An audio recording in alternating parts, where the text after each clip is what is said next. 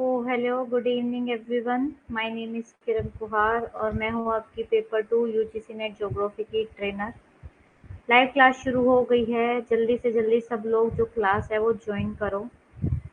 और हम अपना जो टॉपिक है, टॉपिक 5 स्लोप एलिमेंट शुरू करते हैं। और कल हमारा जो टॉपिक 4 है लैंड फॉर्म डेवलपमेंट थ्योरी, वो कंप्लीट हो गई हैं। और आई होप आप सबको समझ में आ गया होगा लैंड फॉर्म डेवलपमेंट थ्योरी। तो 2 मिनट वेट कर लेते हैं ताकि जो स्टूडेंट्स है वो ज्वाइन कर ले, और उसके बाद जो क्लास है वो शुरू करते हैं हम।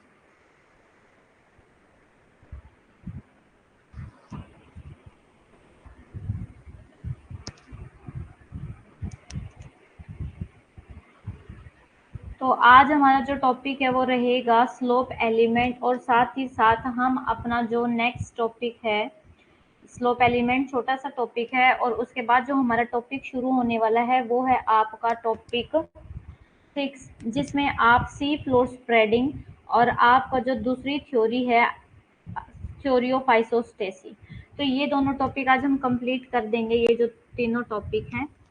Good evening Savita. तो 2 मिनट वेट कर लेते हैं, और उसके बाद जो हमारे स्टूडेंट्स हैं वो ज्वाइन कर लेंगे और हम अपनी जो क्लास है वो शुरू करते हैं। तब तक अगर प्रीवियस क्लास से रिलेटेड कोई भी डाउट है किसी भी स्टूडेंट का, या एग्जाम को लेके किसी भी स्टूडेंट का कोई भी डाउट है, तो आप वो भी शेयर कर सकते हो। Good evening Bhaskar. तो आप वो भी यहाँ पे अपनी प्रॉब्लम शेयर कर सकते हो, प्रॉब्लम बता सकते हो। नोट्स के रिगार्डिंग कोई प्रॉब्लम है, नोट्स नहीं बनाने आ रहे हैं, तो वो पूछ सकते हो आप। नहीं तो फिर हम अपनी जो क्लास है वो शुरू करते हैं। 1 मिनट और वेट कर लेते हैं, और उसके बाद जो अपनी क्लास है वो शुरू करते हैं।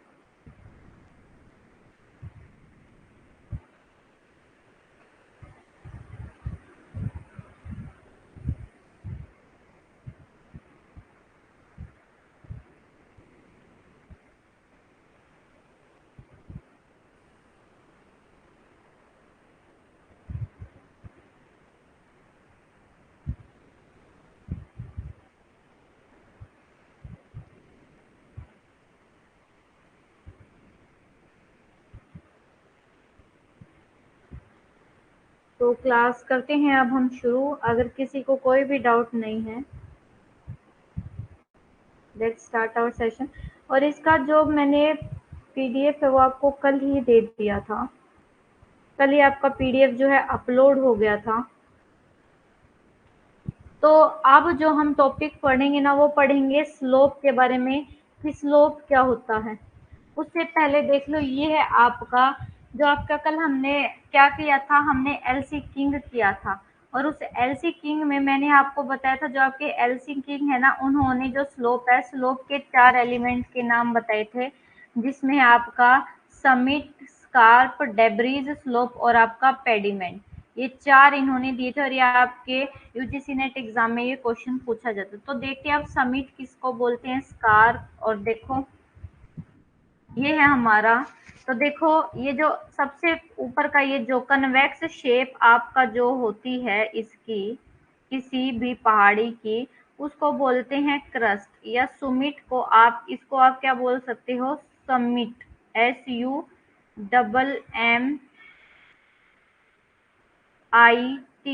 समिट। ठीक है। उसके बाद ये जो खड़ा ढाल होता है ना, ऐसे बिल्कुल ये सीधा, इसको बोलते हैं फ्री फेस, या फिर आप इसको क्या बोल सकते हो, आप इसको बोल सकते हो, एलसी किंग ने इसको बोला है आपका स्कार्प। ठीक है। उसके बाद जो थर्ड है आपका, वो है ये देखो, डेब्रीज स्लोप। इसको क्या बोला जाता है, इसको बोला गया है डेब्रीज। डेब्रीज स्लोप इन्होंने क्यों बोला है, क्योंकि ये जो आपका फ्री फेस है या जो स्कार्प है, इस पे आपका कोई भी डिपोजिशन नहीं होता है, इसलिए इसको क्या बोला जाता है, रेक्टी फ्री फेस स्लोप बोला जाता है। क्योंकि ये इसका जो कगार है, यानी कि इसका जो स्लोप है वो बिल्कुल खड़ा है, स्टीप स्लोप है। वही जो डेब्री स्लोप है, इसका जो ढलान है, जो स्लोप है, वो थोड़ा सा जेंटल हो जाता है, जिसकी वजह से यहाँ का जो मटेरियल यहाँ नहीं रुका, वो इरोजन होके यहाँ पे क्या हो जाता है, डिपोजिशन। याद रखना, फ्री फेस पे इरोजन ज्यादा होता है, और जबकि आपके डेब्री स्लोप पे डिपोजिशन ज्यादा होता है। और लास्ट में ये क्या बन जाता है, आपका पेडिमेंट। इसको आप कनकेव स्लोप भी बोल सकते हो।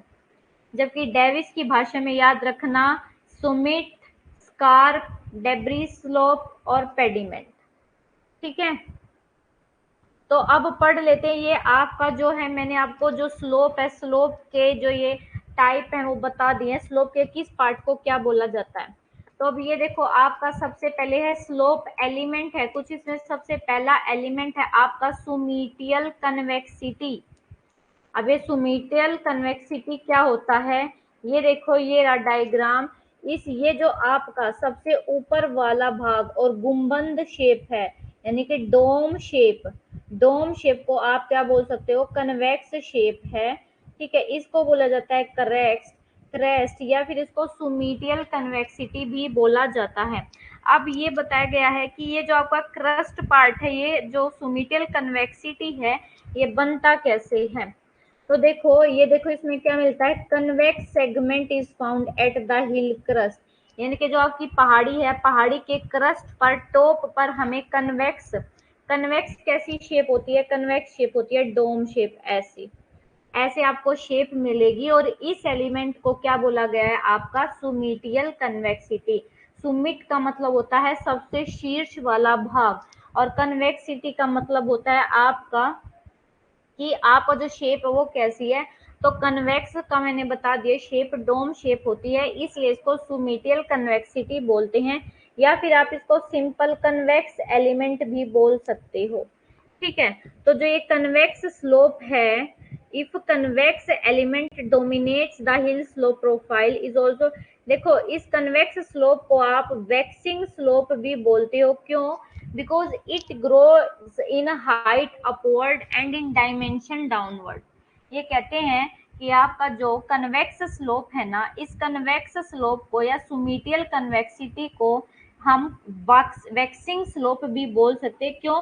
क्योंकि ये आपका हाइट में सबसे ऊपर बनता है, पता है ना, सबसे हाइट में सबसे ऊपर, सबसे पहले ये, फिर ये ढाल, फिर ऐसे और फिर ऐसे, ये आपका क्या होता है, एक स्लोप होता है। तो इसको वैक्सिंग स्लोप क्यों बोला गया, ये क्योंकि ये सबसे ज्यादा ऊंचाई पे बनता है, सबसे ज्यादा ऊंचाई पे इसकी ग्रोथ होती है। ठीक है, लेकिन ये जो टर्मिनोलॉजी है, क्या, वैक्सिंग स्लोप, ये आपके जो बैंक थे ना, बैंक ने इसको जस्टिफाइएबल नहीं माना। क्यों? क्योंकि ये कहते हैं because not all not all convex slope necessarily grow in height and dimension. तो देखो, जो यहाँ पे ये बात बोली है ना हमारे सविंद्र सिंह ने, उन्होंने दो बातें बताई कि सुमीटियल कन्वेक्सिटी बोला किसको गया है, यानी कि आपको सुमीटियल कन्वेक्सिटी बोला गया, जो आपके स्लोप का सबसे ऊपर वाला भाग होता है उसको सुमीटियल कन्वेक्सिटी बोलते हैं, या फिर आप इसको कन्वेक्स स्लोप या फिर वैक्सिंग स्लोप भी बोलते हैं। इसको वैक्सिंग स्लोप क्यों बोला गया, क्योंकि ये सबसे ज्यादा ऊंचाई पर बनता है। लेकिन जो आपके विलियम, आपके जो वोल्टर पैंक हैं, वो कहते हैं ये जस्टिफाइएबल नहीं है। ये कहते हैं ऐसा जरूरी नहीं है कि आपका ये जो कन्वेक्स स्लोप है ये बस ऊंचाई पर ही बने, कन्वेक्स स्लोप हमेशा ऊंचाई पर नहीं बनता है, ये जरूरी नहीं है। ठीक है, ये बात याद रखना। उसके बाद ये कहते हैं मोस्टली जो आपकी जो सुमीटियल कन्वेक्सिटी होती है, ये कहाँ पे डेवलप, क्यों डेवलप होती है, बिकॉज ऑफ डेंड्यूनेशनल प्रोसेस। डेंड्यूनेशनल प्रोसेस यानी कि आपका इरोजन और वेदरिंग की वजह से। अब इरोजन यहाँ का कैसे होगा, इरोजन इस पार्ट का होगा जब आपके बाहर से, जैसे आपका पानी और एयर काम करेंगे, इसकी वजह से यहाँ की जो मृदा है, पानी जब इसमें घुसेगा तो पानी यहाँ की सोइल को ढीला कर देगा, सोइल के अंदर घुस के, और वो सोइल यहाँ से हट जाएगी, इसलिए इसका जो स्लोप हो जाता है वो कैसा हो जाता है, कन्वेक्स स्लोप। और इसको अपर वॉश स्लोप भी कहते हैं। अपर वॉश स्लोप क्यों कहते हैं, क्योंकि ये सबसे ऊपर बनता है, इसलिए इसको अपर वॉश स्लोप कहते हैं। ठीक है, अब हिंदी में देख लेते हैं कि शिखर उत्तलता, जो कन्वेक्स स्लोप है, कन्वेक्स स्लोप को, कन्वेक्स शेप को हिंदी में उत्तल कहते हैं। उत्तल खंड यानी कि पहाड़ी का शीर्ष, पहाड़ी का शीर्ष यानी कि अभी मैंने बताया जो सबसे ऊंचाई पर बनता है, ऐसे फिर ऐसे और फिर ऐसे। तो ये देखो, ये वाला पार्ट क्या है, सबसे ज्यादा ऊंचाई पर डोम शेप, जो आपका डोम जो शेप होती है उसको बोलते हैं शिखर उत्तलता। और इसको क्या बोला जाता है, इसको हम सिंपल कन्वेक्स जो स्लोप है वो भी बोलते हैं। और इसको हम क्या है, इसको हम वैक्सिंग ढलान भी कह सकते हैं। ये देखो ये रहा, इसको हम वैक्सिंग ढलान भी कहा जाता है, क्योंकि यह ऊंचाई में ऊपर की ओर और आयाम में नीचे की ओर, डायमेंशन में नीचे की ओर होता है। लेकिन जो आपके डब्ल्यू पैंक है, वोल्टर पैंक, उन्होंने इस वर्ड को उचित नहीं माना। किसको? आपके वैक्सिंग स्लोप को। ये कहते हैं कि ये जरूरी नहीं है कि जो आपका कन्वेक्स स्लोप है वो बस ऊपर बने। ऊंचाई कन्वेक्स स्लोप के लिए नेसेसरी नहीं है। अगर ऊंचाई नहीं होगी तो भी आपका धरातल पर भी कन्वेक्स शेप बन सकती है। उसके बाद बोलते हैं कि अधिकांश जो आपका एक कन्वेक्स स्लोप बनता है वो किसकी वजह से बनता है? आपकी अनाच्छादन प्रक्रियाओं के द्वारा। अनाच्छादन प्रक्रिया क्या होती है? जिसमें आपके पानी, वाटर, ये सब मिल के काम करते हैं, तो उसकी वजह से ये अपर जो स्लोप है वो डेवलप होता है। ठीक है, तो ये है आपका कन्वेक्स।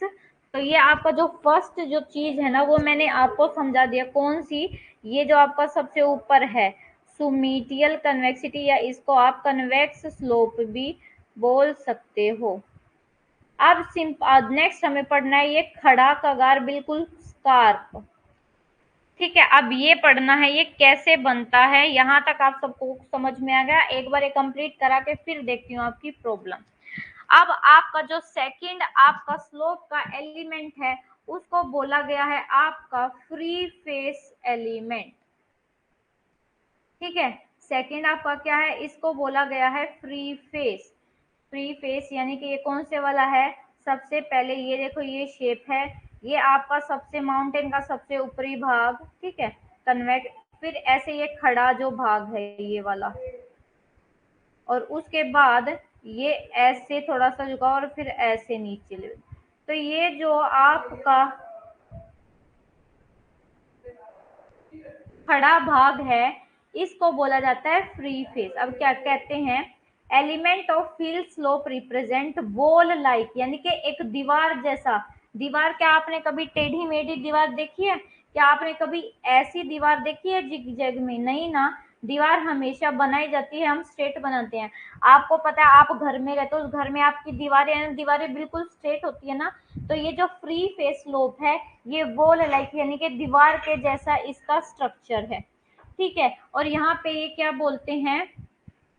यहाँ पे बेयर रॉक्स यानी कि नगन रॉक। यहाँ पे ये जो स्लोप होता है ना, इस पे क्या है? इस स्लोप पे कोई भी वनस्पति नहीं होती। जो रॉक होती है, जो चट्टानें होती है, वो नगन होती है। और इस पे क्या होता है? इस पे ना ही आपकी कोई डेब्रीज होती है। देखो, डिवोइड ऑफ एनी डेब्रीज। डेब्रीज का मतलब कोई भी मिट्टी का जो आपके कण है, और साथ ही साथ आपके जो थोड़े बड़े बड़े जो पत्थर वगैरह होते हैं मिट्टी के, वो भी नहीं मिलते हैं। ये देखो, ये अगली लाइन में बोलते हैं the slope is so steep and precipitous that no weathered material can rest on it. ये कहते हैं ये जो स्लोप होता है ना, ये बहुत ज्यादा स्टीप होता है कि इस पे कोई भी आपका वेदर या इरोजन हुआ मटेरियल, यानी कि जो आपका कन्वेक्स स्लोप से इरोजन हुआ मटेरियल आएगा वो यहाँ पे नहीं रुकता है। ठीक है, वो इस पे नहीं संभल सकता है। और द एलिमेंट और सेगमेंट, और इसलिए इसको क्या बोला जाता है? इसलिए इस फ्री फेस को आप स्लोप ऑफ डेरिवेशन भी बोलते हैं। स्लोप ऑफ डेरिवेशन क्यों? क्योंकि यहाँ पे क्या होता है, यहाँ से बिकॉज ये देखो, ये रीजन असर्शन के क्वेश्चन आ सकते हैं कि फ्री फेस स्लोप को स्लोप ऑफ डेरिवेशन बोला जाता है, और असर्शन दिया जाएगा because there is instantaneous down slope transfer of material. क्योंकि यहाँ से आपके मटेरियल का बहुत तेजी से क्या होता है? बहुत तेजी से ट्रांसफर होता है ऊपर से नीचे की तरफ, इसलिए इसको स्लोप ऑफ डेरिवेशन बोला जाता है। ये कहते हैं ये जो फ्री फेस एलिमेंट है is subjected to back wasting. अब कल मैंने आपको समझाया था बैक वेस्टिंग क्या होता है। बैक वेस्टिंग होता है किसी भी चीज का पीछे की तरफ क्या होता? कट होना। ठीक है, तो ये जो फ्री फेस स्लोप है इसका क्या होता है? ये कटता रहता है, बैक वेस्टिंग होती है, और जिसकी वजह से क्या होता है? Parallel retreat of this element. ठीक है, हिंदी में देख लेते हैं।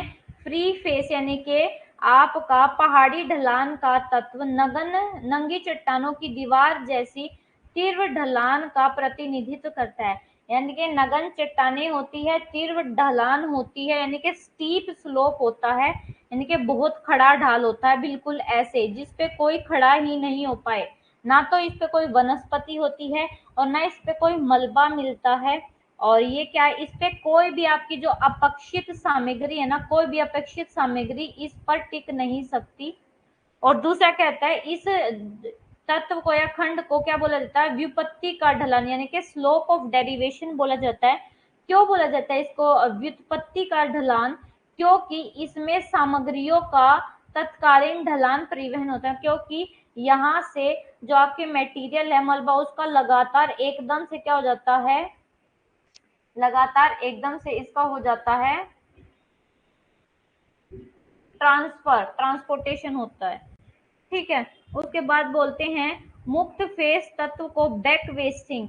बैक वेस्टिंग के कारण ये जो फ्री फेस है, ये क्या है, फ्री फेस में जब आपका जो स्लोप बनता है ना, ये फ्री फेस स्लोप कैसे बनेगा, देखो आपका ये माउंटेन था, ठीक है, तो यहाँ से क्या हुआ, ये कट हो गया, इरोजन हुआ, इरोजन हो गया, इरोजन हो गया, बस लास्ट का एक इसका एक खंड कैसा बचा रह गया, ऐसे ये खड़ा रह गया, तो इसको बोला जाता है आपका फ्री फेस स्लोप।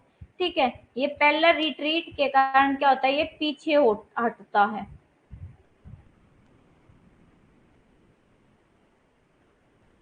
ठीक है, तो ये है आपका फ्री फेस। ये देख लो, ये सबसे पहले मैंने आपको सुमिटियल कन्वेक्सिटी समझा दी।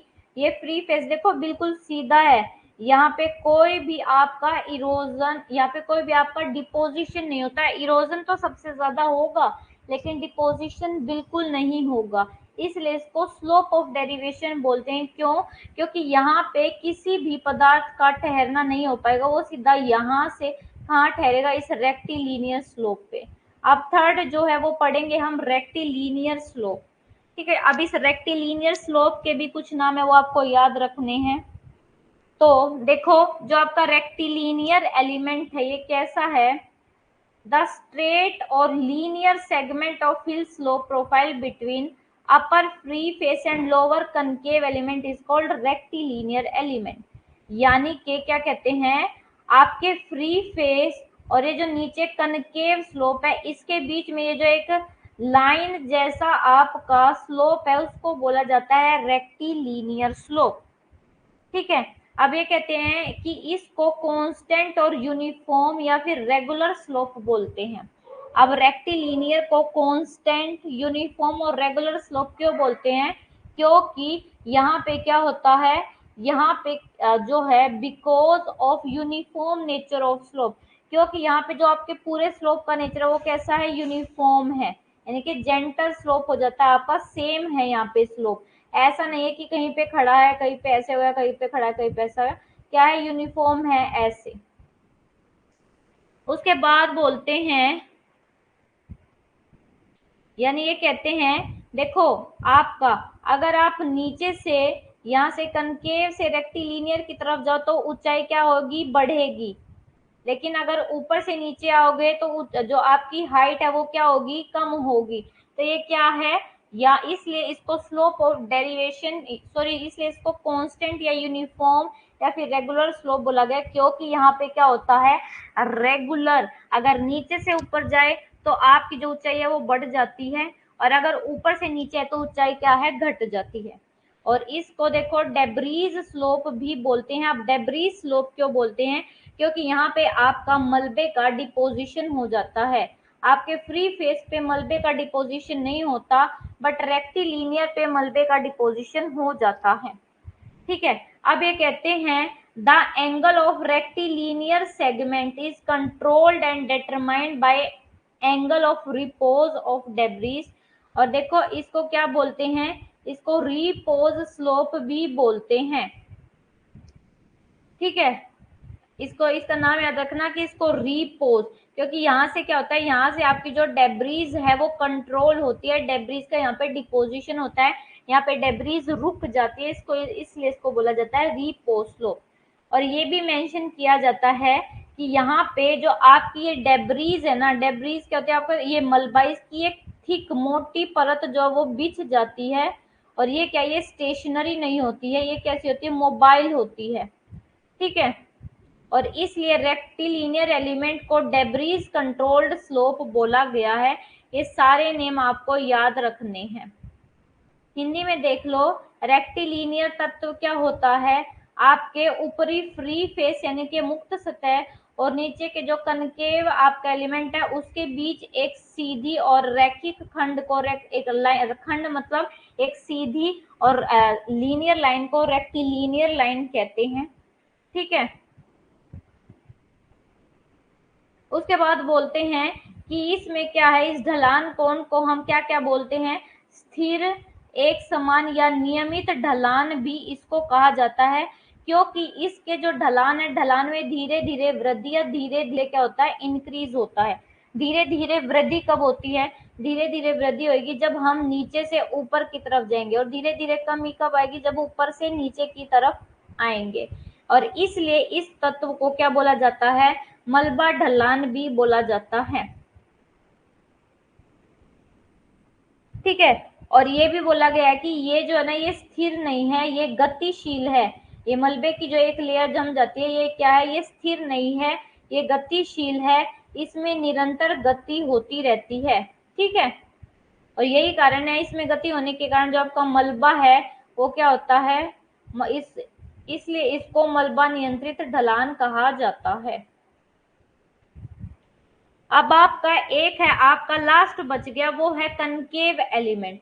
अब ये कनकेव एलिमेंट क्या होता है, कनकेव एलिमेंट यानी कि ऐसी शेप, कटोरी जैसी शेप। अब ये क्या होता है, इसको हम क्या बोलते हैं, कनकेव एलिमेंट। देखो ये कहते हैं कि जैसे जैसे हम स्लोप से नीचे उतरते हैं, ढलान नीचे उतरते हैं पहाड़ से, तो क्या होता है, हमारा जो एंगल है वो कम होता जाता है। ठीक है, और इसलिए इसको क्या बोला जाता है, वार्निंग स्लोप भी बोलते हैं। कनकेव एलिमेंट को याद रखना, इसको वार्निंग स्लोप भी बोलते हैं। और इसका दूसरा नाम है वैली फ्लोर बेसमेंट स्लोप, या इसको लोअर वॉश स्लोप भी कहते हैं। और ये जो आपका कनकेव स्लोप है, ये कैसे बनता है, आपके डेंड्यूनेशन की वजह से, यानी कि आपका इरोजन, डिपोजिशन, आपका एग्रेडेशन, डिग्रेडेशन की वजह से बनता है। ये बनता है मेनली जो बारिश का पानी होता है उसकी वजह से, आपकी रील और गली। अब रील क्या होती है, ये देखो, ये आपका कोई भी मैदान है, उसमें जब दो छोटी छोटी नदियां बहती है, इसको बोलते हैं रील। और जहाँ पे ये दो नदियां मिलती हैं, इसको बोला जाता है आपका गली। ठीक है, और ये कहते हैं कि यहाँ पे जो कनकेव एलिमेंट होता है, कनकेव एलिमेंट में डेब्रीज होती है और यहाँ पे बेयर रॉक्स होती हैं। ठीक है, हिंदी में देख लो कि ये एक आदर्श पहाड़ी ढलान प्रोफाइल के,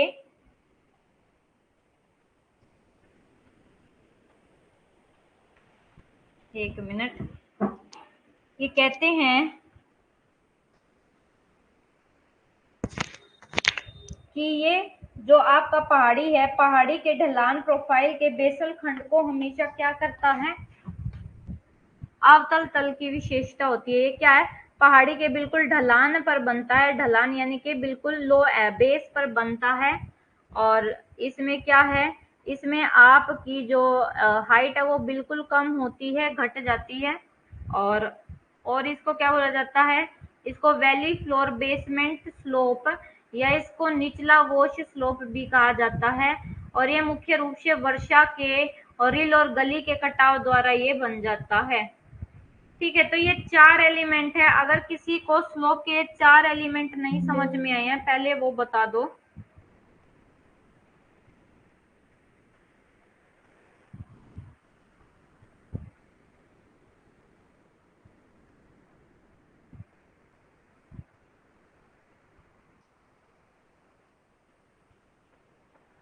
हाँ सविता, ये स्लोप के टाइप हैं। हम जो स्लोप पढ़ते हैं ना, उस स्लोप के टाइप है। अभी तो मैंने बताया, आपका टॉपिक देखो ना, स्लोप एलिमेंट। ठीक है, भास्कर एग्जाम का जो नोटिफिकेशन है वो आपका जो जहां तक चांसेस हैं, अगर मैं बताऊं कि आपके जो फॉर्म कब तक निकलेंगे, तो वो फॉर्म आपके अक्टूबर के एंड तक निकल सकते हैं। अक्टूबर के एंड तक आपका जो पेपर है वो रिलीज कर दिया जाएगा और आपके दिसंबर में एग्जाम हो जाएगा।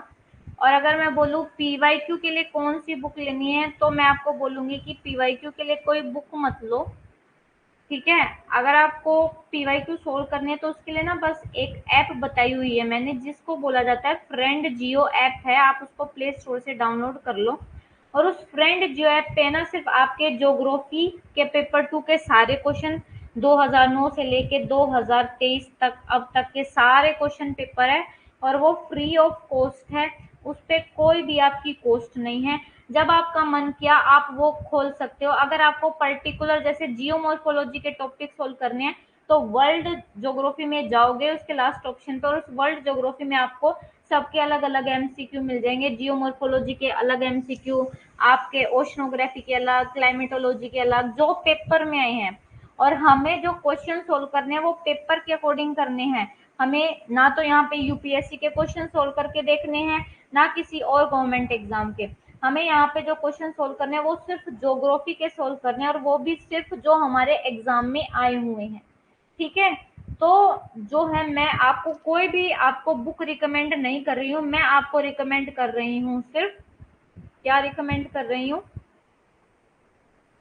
वो ऐप रिकमेंड कर रही हूँ। बहुत अच्छी ऐप है। अगर मान लो आपके पास पीवाईक्यू लगाने का थोड़ा सा टाइम नहीं बन रहा है, मान लो आपको कॉलेज जाना है, तो कॉलेज जाते हुए आपके पास 20 मिनट का या 10 मिनट का जितने भी समय का टाइम है, तो आपने फोन खोला, ऐप खोला और जल्दी जल्दी आपको पीवाईक्यू सोल्व कर लिया। आपको वहां पे कोई भी बुक कॉपी निकालने की जरूरत नहीं, आपने अपने फोन में ही कर लिया। तो वो बहुत फ्री ऑफ कॉस्ट है, बहुत ईजी है और आपके लिए इकोनॉमिक भी है, ठीक है। तो ये भास्कर, अंकिता, अश्विनी, सविता, ये जो आपके स्लोप के चारों एलिमेंट है ये आपको समझ में आ गए। अब आपकी ना स्लोप की थ्योरी है 3 हिल स्लोप थ्योरी आपकी। एक है डेविस की, मैम कमेंट दे में क्यों देखते हो, क्योंकि सविता जो आपका ये जो ऐप का एक्सेस है ना वो मेरे दूसरे फोन में, और मेरे दूसरे फोन में वो ऐप नहीं चल पा रहा है, ठीक है। नहीं तो मैं अपने फोन में वो ये ऐप क्लास ऑन कर लेती हूँ और मुझे नीचे आपके कमेंट शो हो जाते हैं। बट क्योंकि मेरे फोन में वो ऐप डाउनलोड नहीं हो रही है तो मेरे को बार बार ये जो स्क्रीन है आपके लैपटॉप की स्क्रीन पे आना पड़ता है पीपीटी को क्लोज करके, ठीक है। तो मैंने इसलिए शुरू में बोला था कि आपको जो ये मैं टॉपिक करवा रही हूँ इसकी जो स्लोप के जो 4 टाइप बताए हैं उसके बाद आपकी जो है प्रॉब्लम सारी लूंगी, इसलिए मैं देर से आ रही हूँ। नहीं तो मैं कल कोशिश करूंगी कि जो फोन है फोन में वो डाउनलोड नहीं हो रही है, दूसरा फोन में करने की कोशिश करूंगी। हाँ बेटा बिल्कुल स्लोप से क्वेश्चन आए हैं। स्लोप से मैंने अभी आपको बताया कि पैंक, ये पूछा गया कि आपके एलसी किंग ने स्लोप के 4 टाइप कौन से बनाए हैं बताए हैं। तो ये तो आपके जनरल एक स्लोप के टाइप होते हैं, लेकिन जो आपके एलसी किंग है ना, एलसी किंग ने बात तो यही सेम बताई है, बस उन्होंने नाम अलग दे दिए। वे नाम क्या क्या दिए हैं अभी मैंने आपको बताए थे। अभी ये जो आपके स्लोप के नेम है ना ये पूछे जाते हैं एग्जाम में, यहाँ से क्वेश्चन आए हैं। हम जब पीवाईक्यू सोल्व करेंगे ना, अब मंडे ट्यूसडे को पीवाईक्यू है, सबको पता है पीवाईक्यू होते हैं, तो सबको क्लास ज्वाइन करनी है। मंडे ट्यूसडे को आपको यूट्यूब पर क्लास होती है, यूट्यूब पर आपको पीवाईक्यू सोल्व करवाए जाते हैं, तो वहां पे क्लास ज्वाइन किया करो। अभी मैंने ये मेरे 4 बच्चे हैं, अंकिता, अश्विनी, भास्कर, सविता, तो आपको वो जो क्लास है ना वो ज्वाइन करनी है, क्योंकि फिर आपको तभी समझ में आएगा कि क्वेश्चन कैसे सोल्व अटेम्प्ट करने हैं, क्योंकि मैं वहां पे आपको क्वेश्चन कट करके और करना सिखाऊंगी, ठीक है। तो अब शुरू करते हैं अपना फिर से। ये देखो ये मैंने अभी बताए थे कि आपका जो एलसी किंग है ना, एलसी किंग ने स्लोप के 4 टाइप बताए हैं। ये देखो ये मैंने हाईलाइट कर रखे हैं, ये नोट्स में हाईलाइट कर लेना कौन कौन से हैं। वो है समिट, कार, डेब्रीज, स्लोप, और लास्ट में बताया इन्होंने पेडिमेंट। और पेडिमेंट वर्ड हमारा किसने दिया है, ये एग्जाम में क्वेश्चन पूछा गया है। पेडिमेंट वर्ड दिया है आपके एलसी किंग ने। और अगर अब भी कोई डाउट है तो वो मुझसे पूछ लेना। अब पहले देखो ये मैंने आपको स्लोप बता दिए ना, कि सबसे पहले होता है क्रस्ट, या इसको आप सोमिटियल कन्वेक्सिटी, कन्वेक्स स्लोप और वैक्सिंग स्लोप भी बोलते हैं, या फिर अपर वॉश स्लोप भी बोलते हैं। उसके बाद ये फ्री फेस स्लोप है। इस फ्री फेस स्लोप को आप क्या क्या बोलते हो, यहाँ पे आपका कोई भी डिपोजिशन नहीं होता है, नो डिपोजिशन, यहाँ पे आपको कोई मलबा नहीं मिलता है, और इसको स्लोप ऑफ डेरिवेशन बोलते हैं। उसके बाद ये डेब्रीज स्लोप, इस डेब्रीज स्लोप को हम रेक्टिलिनियर स्लोप बोलते हैं, इसको हम कांस्टेंट यूनिफॉर्म स्लोप भी बोलते हैं, ठीक है। और उसके बाद है हमारा पेडिमेंट, इस पेडिमेंट को हम कनकेव या सुमिटियल कनकेविटी भी बोलते हैं, या लोअर वॉश स्लोप भी बोलते हैं।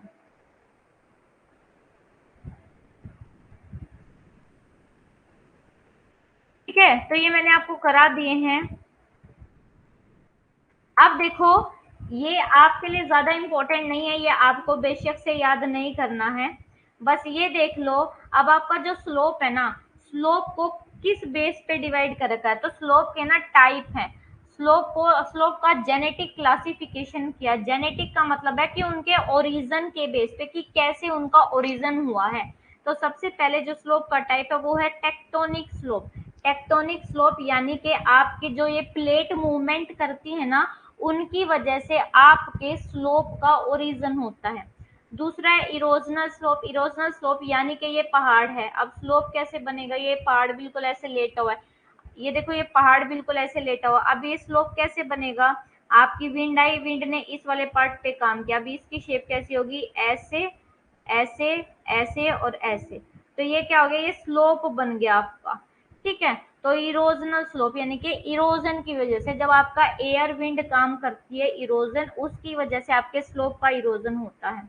उसके बाद है स्लोप ऑफ एक्यूमुलेशन। एक्यूमुलेशन का मतलब है जब डिपोजिशन हो जाता है, यानी कि ये देखो ये आपका पहाड़ है, पहाड़ को कट करके नदी यहाँ पे क्या है, या नदी क्या करके लेके अपने साथ लेके आई मलबा, और उसको ऐसे क्या कर दिया, डिपॉजिट कर दिया, तो इसकी वजह से ये देखो ये खड़ा ढाल बन गया, इसको बोलते हैं स्लोप ऑफ एक्यूमुलेशन। ये आपके लिए ज्यादा इंपॉर्टेंट नहीं है, एक बार बस देख लेना कि जेनेटिक क्लासिफिकेशन के अकॉर्डिंग स्लोप के कितने टाइप हैं, ठीक है।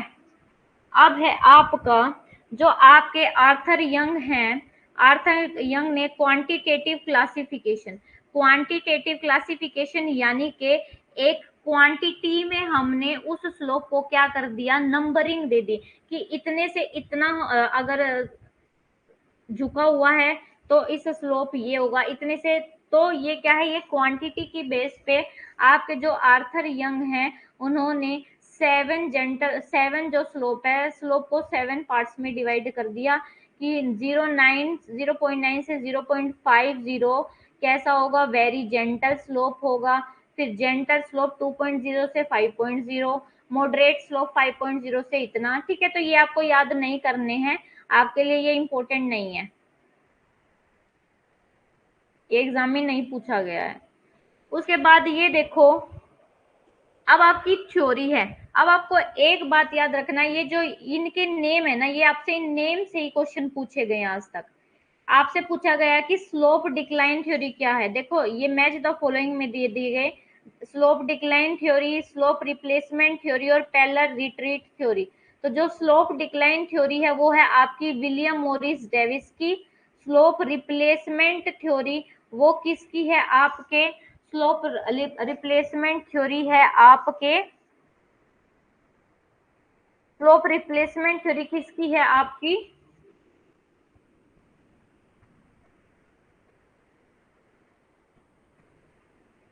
लिख लो, ये स्लोप रिप्लेसमेंट थ्योरी आपके एलसी किंग की, और पैरेलल रिट्रीट थ्योरी है आपके टैंक की, ठीक है।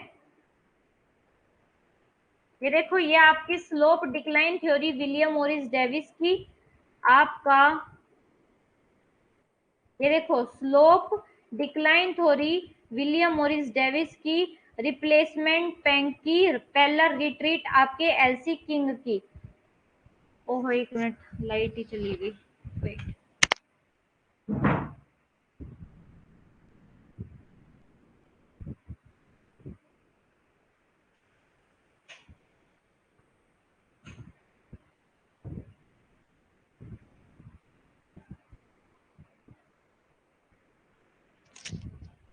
ठीक है, तो अब पढ़ते हैं। उसके बाद देखो ये जो स्लोप रिप्लेसमेंट थ्योरी है वो किसकी है, विलियम वोल्टर पैंक की है।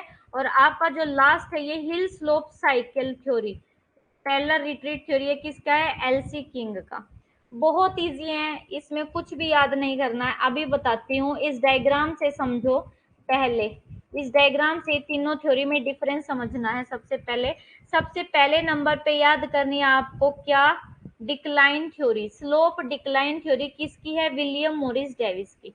डेविस ने ये बोला कि आपका जो कोई भी लैंडस्केप है उसका क्या होगा,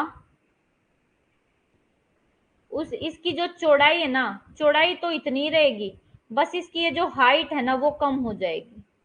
ठीक है, पहले देखो यहाँ पे था इतनी हाइट थी, उसके बाद इरोजन जो इरोजनल फोर्सेस है उन्होंने काम किया, यानी कि एक्सोजेनेटिक फोर्सेस ने, फिर इतनी आ गई, फिर इतनी आ गई, और फिर बिल्कुल कहाँ गई, इतनी आ गई। तो ये क्या हो रहा है, आपका जो स्लोप है वो क्या हो रहा है, डिक्लाइन हो रहा है, गिर रहा है। इसलिए इनकी थ्योरी को बोला गया है स्लोप डिक्लाइन थ्योरी। ठीक है, अब दूसरी आपकी पैरेलल रिट्रीट थ्योरी, ये किसने दी, आपके एलसी किंग ने। एलसी किंग क्या कहते हैं कि कोई भी जो लैंड फॉर्म है उस पे बैक वेस्टिंग होगी।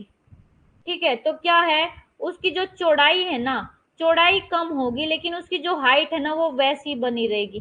कैसे, देखो पहले ये इतना फैला हुआ था, एक पे था, इतनी चौड़ाई थी, फिर इस पे इरोजन, इसकी बैक वेस्टिंग हुई, जिसकी वजह से ये देखो, ये दो पे, दो के बाद ये तीन पे, और आपका जो स्लोप है उसकी हाइट देखो, हाइट इसकी इतनी है, बस इसकी जो ये नीचे से चौड़ाई है ये कम हो गई है। ठीक है, अब हमारा जो थर्ड है वो है आपका रिप्लेसमेंट मॉडल।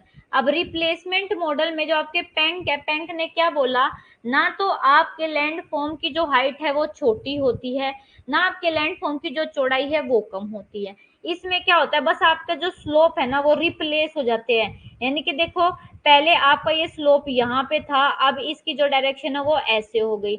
आपका जो टू है वो पहले ऐसे जा रहा था, अब ये ऐसे चला गया। तो क्या है, बस स्लोप रिप्लेस हो जा रहे हैं, एक दूसरे की जगह ले जा रहे हैं, इसमें कोई कमी नहीं होती, यानी कि इसकी हाइट में या चौड़ाई में कोई कमी नहीं आती है। तो ये तीन जो मॉडल है, तीन जो आपकी क्या है, तीन जो आपकी थ्योरी है, आपका डिक्लाइन मॉडल किसका है, विलियम मॉरिस डेविस का। आपका पैरेलल रिट्रीट मॉडल किसका है, एलसी किंग का। और आपका रिप्लेसमेंट मॉडल किसका है, वोल्टर पैंक का। तो अगर कोई भी डाउट है, अब पहले मेरे को ये बताओ कि आपको ये समझ में आ गया ये डायग्राम, क्योंकि ये इस डायग्राम पे ही आपका सारा क्वेश्चन बेस्ड है।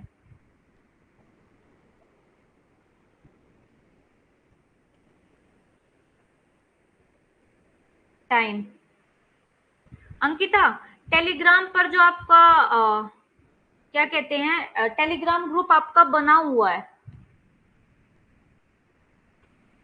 आपका जो टेलीग्राम ग्रुप है ना ज्योग्राफी का, वो ऑलरेडी बना हुआ है, आपने ज्वाइन नहीं किया है तो आप यूट्यूब पे कोई भी मेरी क्लास, जो आपकी फ्री क्लासेस होती है ना यूट्यूब पे, वहां पे जाओगे ना, उसमें टेलीग्राम का लिंक है। ठीक है, टेलीग्राम का लिंक है, तो उस टेलीग्राम लिंक से आप क्लास ज्वाइन कर लो। अब मुझे ये बताओ, और वहां पे मैं आपको इन्फॉर्म कर दूंगी, लिंक भी शेयर कर दूंगी। यूट्यूब पर जब क्लास होती है ना तो मैं लिंक शेयर कर देती हूँ, और आप वहां से डायरेक्ट ज्वाइन कर लिया करो। यूट्यूब पर आपकी जो क्लासेस होती है ना वो 6 बजे होती है, 6 से 7 बजे होती है आपकी, मंडे ट्यूसडे को। बाकी जो ऐप पर क्लास होती है वो 8 से 9 बजे होती है। ठीक है, अब मुझे ये बताओ, ये आपको ये तीनों स्लोप समझ में आएंगे ना, ये इंपॉर्टेंट है क्योंकि एग्जाम में यहाँ से क्वेश्चन आते हैं। और एग्जाम में क्वेश्चन कितना आता है, सिर्फ इतना आता है कि स्लोप रिप्लेसमेंट मॉडल कितना किसका है, आपका पैरेलल रिट्रीट मॉडल किसका है, और आपका डिक्लाइन थ्योरी किसकी है। ठीक है, और जो बचे हैं वो भी बताओ, अश्विनी, भास्कर, सविता। ओके, तो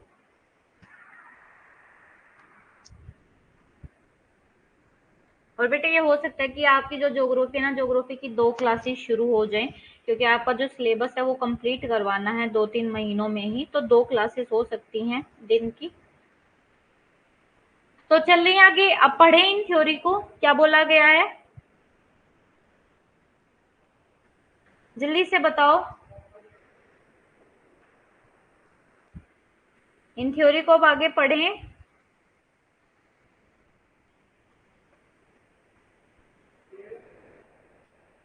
अब शुरू करते हैं।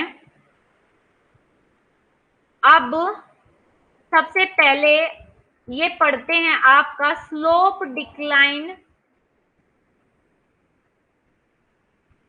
थ्योरी। तो देखो, ये दे रखा आपका स्लोप डिक्लाइन थ्योरी में क्या बोला गया है, the steepest part of the slope progressively decrease in angle accompanied by development of a convexity and concavity।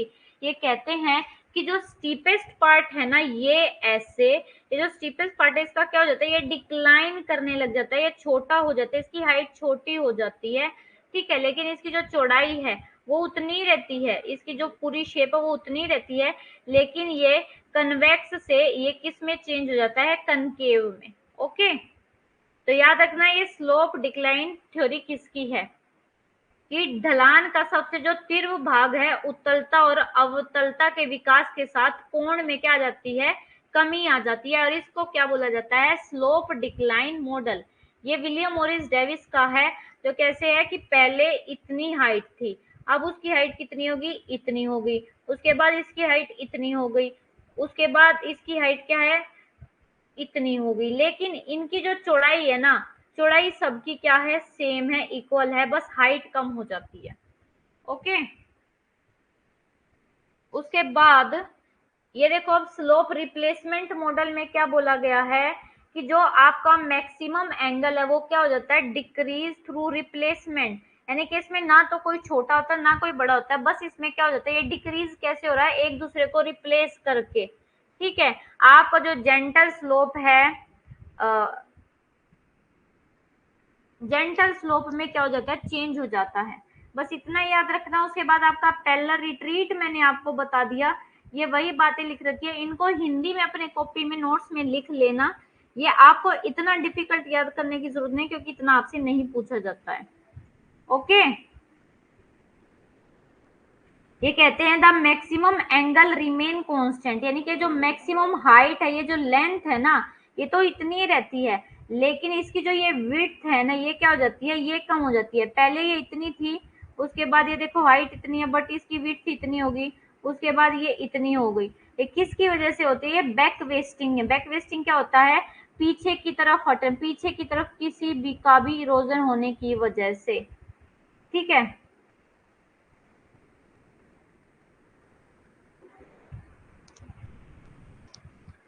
अब ये है आपका slope decline theory William Morris Davis की। तो ये कहते हैं कि जो डेविस की थ्योरी है ना, स्लोप डिक्लाइन, ये कहाँ पे इन्होंने अपने एसे में इसके बारे में लिखा है, कौन से एसे में, the convex profile of badland divide. कब दी है इन्होंने, 1892 में। उसके बाद ये देखो इनका ग्रेडिंग ऑफ माउंटेन स्लोप, ये 1898 में दिया इन्होंने। इन्होंने अपनी ज्योग्राफिकल साइकिल कब दी, 1899 में। और पिडमोंट बेंच, और ये कब दिया इन्होंने, 1932 में, ठीक है। तो आप ये क्या कहते हैं, ये जो आपके डेविस है, डेविस ये बताते हैं कि जो ये प्रोसेस है साइक्लिक डेवलपमेंट का, इसमें क्या होता है, इसमें जो स्लोप है वो गिर जाता है। स्लोप में क्या होते हैं, सीक्वेंशियल चेंज, सीक्वेंशियल मतलब एक सिस्टम के अकॉर्डिंग चेंज हो जाते हैं, स्टेप बाय स्टेप। यानी कि आपका पहले जो स्लोप होता है वो यूथ स्टेज, यानी कि यूथ स्टेज में स्लोप कैसा होता है, कन्वेक्स। फिर आपका मैच्योर में कैसा होता है, रेक्टिलिनियर और यूनिफॉर्म। और आपका ओल्ड स्टेज में कैसा स्लोप हो जाता है, कनकेव स्लोप। तो ये याद रखना, ये आपके लिए इंपॉर्टेंट है कि यूथ स्टेज में आपका स्लोप का जो शेप है वो कैसी होगी, मैच्योर में कैसी होगी, और ओल्ड में कैसी होगी। ये हिंदी में देख लो, ये तो इनके ऐसे हैं। उसके बाद यहाँ से आपके लिए ये वाला इंपॉर्टेंट है कि युवा अवस्था में उत्तल शेप, और आपका मेच्योर स्टेज में कैसा बनता है, मेच्योर स्टेज में रेक्टिलिनियर, और आपकी ओल्ड स्टेज में कनकेव स्लोप बनता है। उसके बाद ये देखो, आपका देखो ये क्या बता रखा है, स्टीप कन्वेक्स स्लोप कब बनता है, स्टीप यानी कि खड़ी ढाल वाला कन्वेक्स स्लोप, ये कब बनता है, आपके यूथ स्टेज में बनता है, जब आपकी रिवर का सबसे पहले जो स्टेज होती है, साइकिल ऑफ इरोजन की जो सबसे पहली स्टेज होती है, उसमें आपका यूथ स्टेज में कन्वेक्स स्लोप होता है।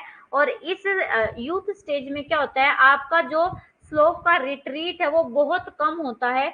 और यहाँ पे क्या है, अभी जब आपकी ये यूथ स्टेज में अभी स्लोप का डिक्लाइन शुरू होना नहीं होता है, इसमें अभी जो स्लोप है वो बढ़ता है। उसके बाद ये लेटरल इरोजन क्या होता है, लेटरल इरोजन, लेटरल का होता है जब किनारों का इरोजन होने लगता है।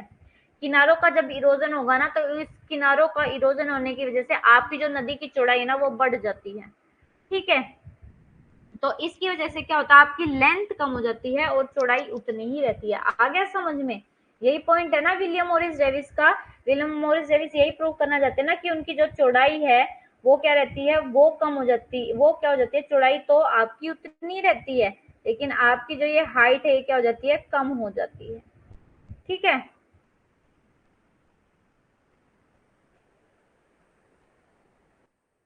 ये आपको डायग्राम मैंने समझा दिया। अब आपका स्लोप रिप्लेसमेंट मॉडल किसका है,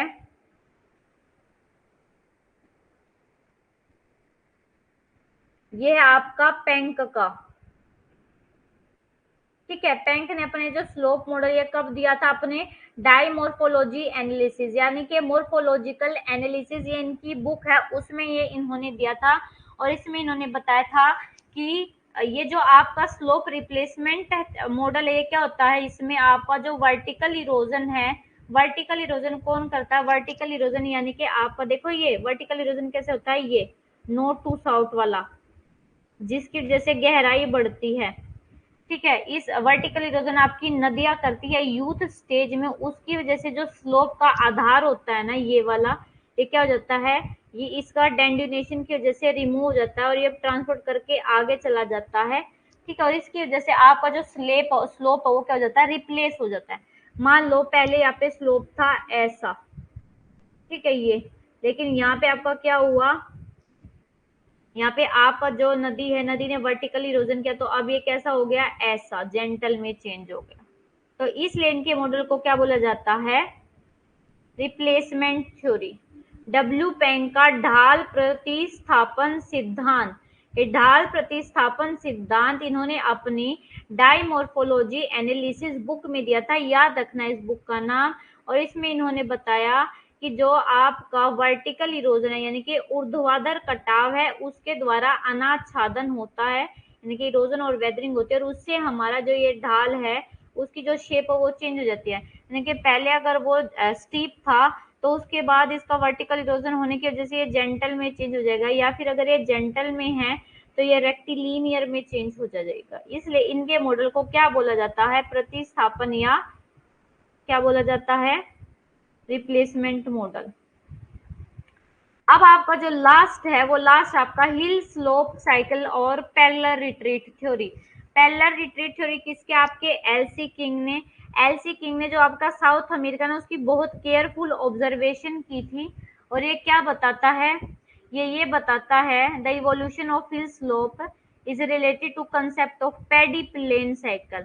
तो पैडी प्लेन साइकिल किसने दिया, आपके एलसी किंग। और पैडी प्लेन का फॉर्मेशन कब होता है, जब आपके दो स्कार्प मिल जाते हैं। स्कार्प क्या होते हैं, ये खड़े भाग, जब ये दोनों आपस में मिल जाते हैं तो आपके पेडिमेंट का आपका क्या हो जाता है, फॉर्मेशन। ये देखो, pediplain formation is result of twin process that is scarp retreat और पेडिमेंटेशन। स्कार्प रिट्रीट क्या होता है, ये मैंने बताया था कल भी, ये है माउंटेन। अब आपकी नदी इसको क्या कर रही है, काट रही है, ऐसे पीछे की तरफ काटती जाएगी काटती जाएगी, इसकी वजह से एक क्या, एक कगार बन जाएगा, इसको बोलते हैं स्कार्प रिट्रीट। ठीक है, इसमें ये कहते हैं कि जो शुरुआती स्टेज होते हैं उसमें हिल स्लोप डेवलपमेंट की, उसमें क्या होता है, scarf face experience parallel retreat due to back wasting. एक ही एलसी किंग की थ्योरी का सिर्फ एक ही रीजन याद रखना कि इनकी थ्योरी में बैक वेस्टिंग या हेडवर्ड इरोजन हुआ था। ठीक है,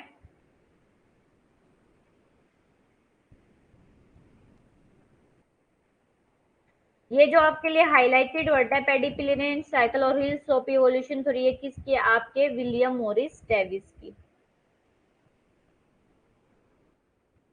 ये देखो, ये आपका मैंने ये बताया ना, ये क्रस्ट सबसे ऊंचा उठा भाग, फिर स्कार्प, फिर डेब्री स्लोप, फिर पेडिमेंट। तो ये आपके क्या है, एलसी किंग के द्वारा जो चार मैंने बताए थे ना, एलसी किंग के द्वारा चार एलिमेंट दिए गए हैं। सबसे पहले क्रेस्ट, क्रेस्ट के बाद स्कार्प, फिर डेब्री, स्लोप और फिर पेडिमेंट, ये याद रखना। अब देखो, ये आपको जो है ना बेशक से ये याद मत करना कुछ भी, बस ये याद रखना ये आपको एक्स्ट्रा दिया गया है। ये आपकी वही सारी बातें लिखी हुई हैं। स्लोप डिक्लाइन थ्योरी किसकी है, स्लोप रिप्लेसमेंट थ्योरी किसकी है। आप उसके बाद देखो, आपकी ये जो है आपसे ना क्वेश्चन में ये पूछ लेंगे कि जो आपका स्लोप है, स्लोप के इवोल्यूशन से रिलेटेड कौन सा आपका जोग्राफर ने, तो मान लो चार दे दिए, तो देखो जो वुड है, वुड ने भी आपके स्लोप इवोल्यूशन पे क्या दी है, थ्योरी दी है। ठीक है, 1942 में इन्होंने अपनी थ्योरी दी है।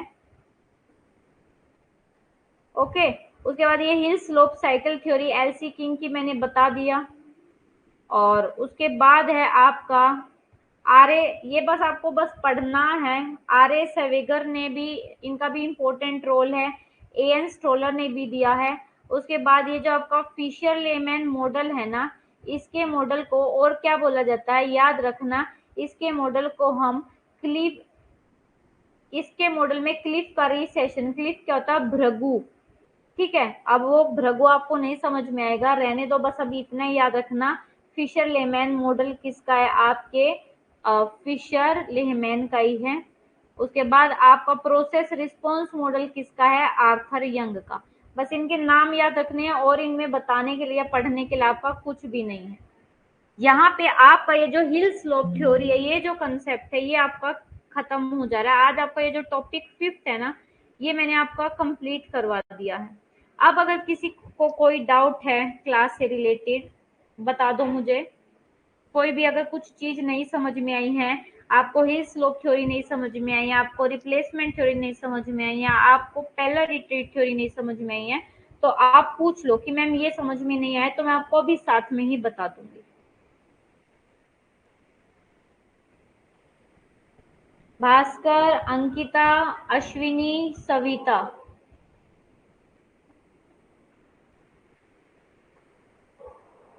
देखो बेटे, जो भी हम टॉपिक पढ़ते हैं ना, उसका पीवाईक्यू सोल्व करना बहुत ज्यादा जरूरी होता है।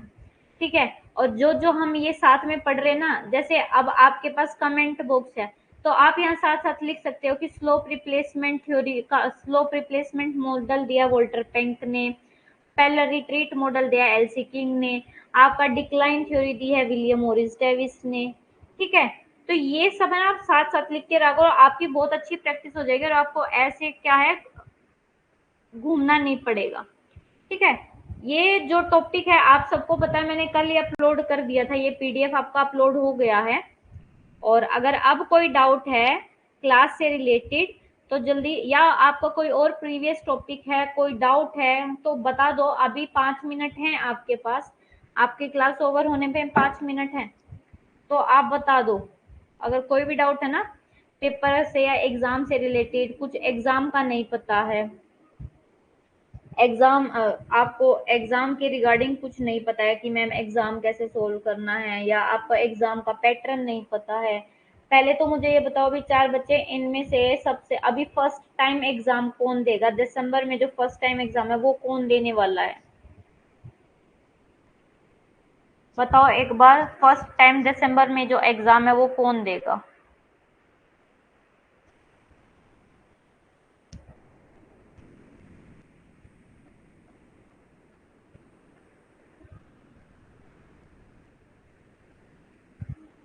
अंकिता फर्स्ट टाइम देंगी, सविता भी फर्स्ट टाइम देंगी, भास्कर ने, और कौन है क्लास में, अश्विनी। आप लोगों ने एक बार दे दिया है, एग्जाम दे चुके हो आप।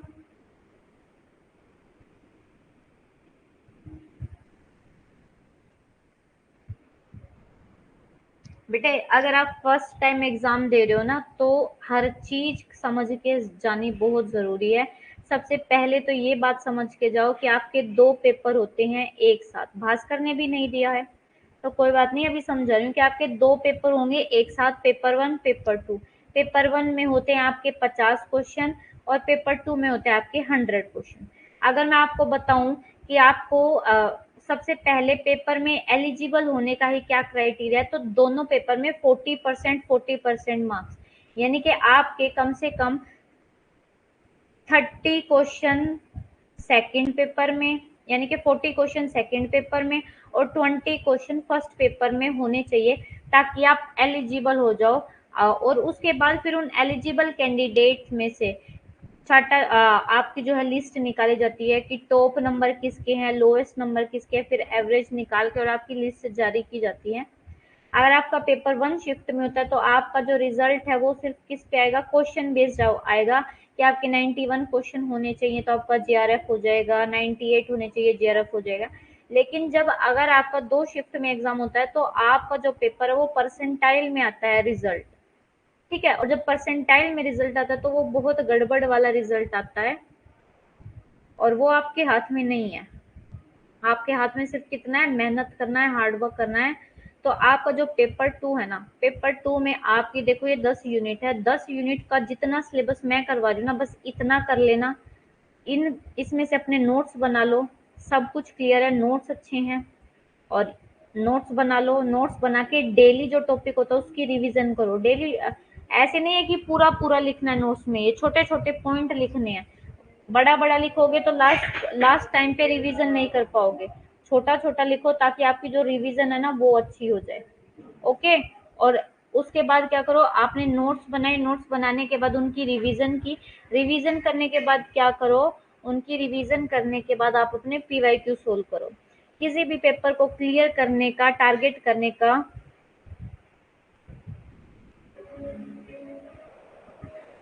अंकिता, पेपर 2 ही होते हैं, पेपर 1 पेपर 2। पेपर 1 में आपके 50 क्वेश्चन 3 घंटे में 150 क्वेश्चन सोल्व करने होते हैं आपको, ठीक है। 3 घंटे में 150 क्वेश्चन, 50 क्वेश्चन के लिए आपका सिलेबस अलग है और 100 क्वेश्चन के लिए आपका सिलेबस अलग है। 100 क्वेश्चन के लिए आप पढ़ोगे ज्योग्राफी और 50 क्वेश्चन के लिए आप पढ़ोगे आप research aptitude, teaching aptitude, logical reasoning, Indian logic, higher education, environment development, ये वाले क्वेश्चन पढ़ोगे, ठीक है। और आपका पेपर 2 में जो हम ज्योग्राफी में ये 10 यूनिट करेंगे, जियोमॉर्फोलॉजी, क्लाइमेटोलॉजी, ओशनोग्राफी, थॉट है, इन्वायरमेंट ज्योग्राफी, आपका ज्योग्राफी ऑफ इंडिया है। थॉट से जो क्वेश्चन आते हैं ना वो बहुत लिमिटेड क्वेश्चन होते हैं। आपको जितना थॉट से सिलेबस दिया जाता है, जितना करवाया जाता है उतना ही आएगा, उससे बाहर कुछ नहीं आने वाला है। क्योंकि थॉट जो सब्जेक्ट है अपना ज्योग्राफी में, वो एक तरीके से क्या है, historical, history of geography, geography की हम हिस्ट्री पढ़ते हैं। तो उसमें आपके हर बार 10 से कभी 10 क्वेश्चन आ जाते हैं वहां से, कभी 14 क्वेश्चन आ जाते हैं।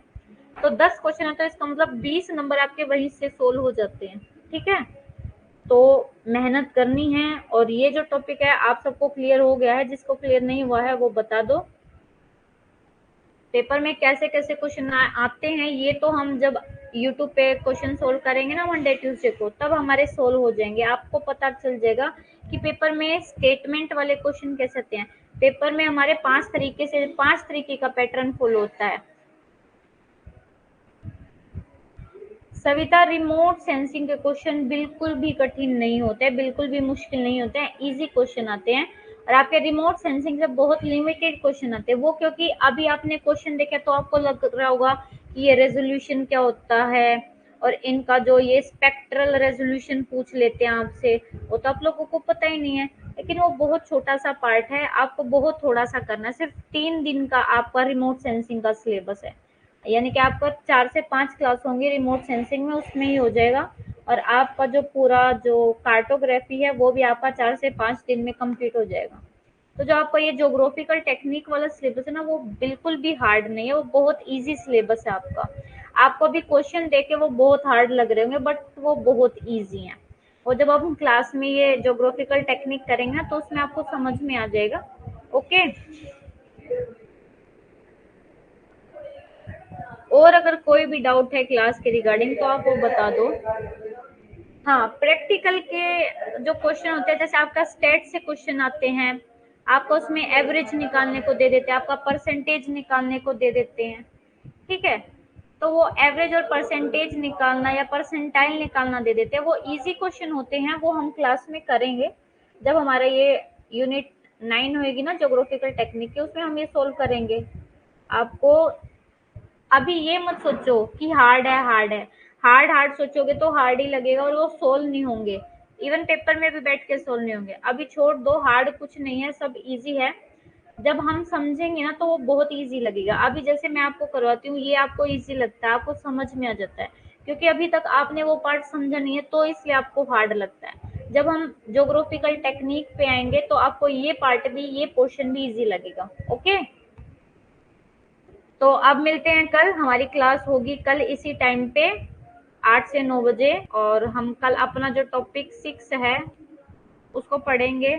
आज हमारा टॉपिक 5 कंप्लीट हो गया। कल हम सी फ्लोर स्प्रेडिंग और अपना जो आइसोस्टेसी थ्योरी है उसको पढ़ेंगे। ओके, तो अब मिलते हैं कल, तब तक के लिए take care everyone. Welcome Ruchi and bye everyone.